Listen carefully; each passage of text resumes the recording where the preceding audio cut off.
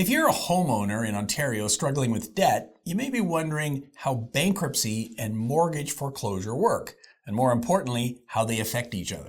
These are two separate legal processes, but they can overlap in ways that impact your finances. I'm Doug Hoyes, a licensed insolvency trustee and co-founder of Hoyes Michaelis in Ontario. I'll explain the connection between bankruptcy and foreclosure, what options you may have, and what to expect if you're facing both. Bankruptcy is a legal process that provides relief for individuals who can no longer manage their debts. In Canada, a licensed insolvency trustee, like me, oversees the process, ensuring debts are either discharged or restructured while balancing the interests of both the debtor and creditors. Here's the key point. There are two types of debt: unsecured and secured debt. Unsecured debt is any debt that doesn't have an asset attached to it, like a credit card. A secured debt is secured by an asset. A secured car loan is secured by a car, and a mortgage is secured by your home. Unsecured debts are dealt with in a consumer proposal or a bankruptcy. If you're up to date on payments on your secured debt, like your mortgage, you can continue to make your mortgage payments even if you declare bankruptcy. The secured debt, your mortgage, is not eliminated in your bankruptcy.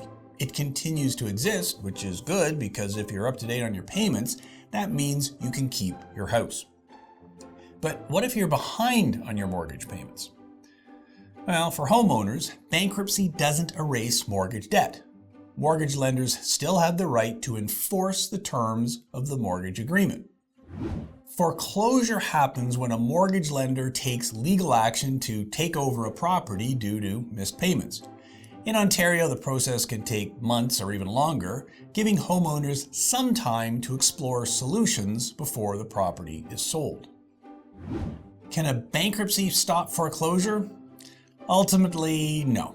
Your mortgage lender is a secured creditor. Your mortgage is secured by your house. If you're not making your mortgage payments, secured mortgage lenders have the right to seize your house and sell it, even if you're bankrupt. If you're facing both bankruptcy and foreclosure, there are a few possible paths. Option number one, if you can still afford your payments, you may be able to keep your home by staying current on the mortgage. There are many factors to consider, so discuss this with your licensed insolvency trustee. If keeping the property isn't feasible, you may choose to give it up voluntarily. The lender will sell it, and any remaining unpaid mortgage debt can be included in your bankruptcy because at that point the shortfall is an unsecured debt. Option number two. Some lenders may agree to negotiate a payment plan that allows you to catch up on missed payments over time. Option number three. If you can't afford the mortgage payments, but the value of your house is higher than the amount outstanding on your mortgage, selling the property yourself may be an option to pay off the mortgage and reduce other debts. Once your bankruptcy is complete, unsecured debts like credit cards and personal loans will be discharged. However, since mortgages are secured debts, the lender still has the right to foreclose if payments aren't made.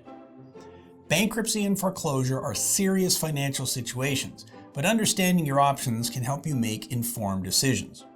If you're facing either or both, speak with a licensed insolvency trustee to determine the best course of action for your circumstances. For more information and lots of free debt management resources, visit hoyes.com.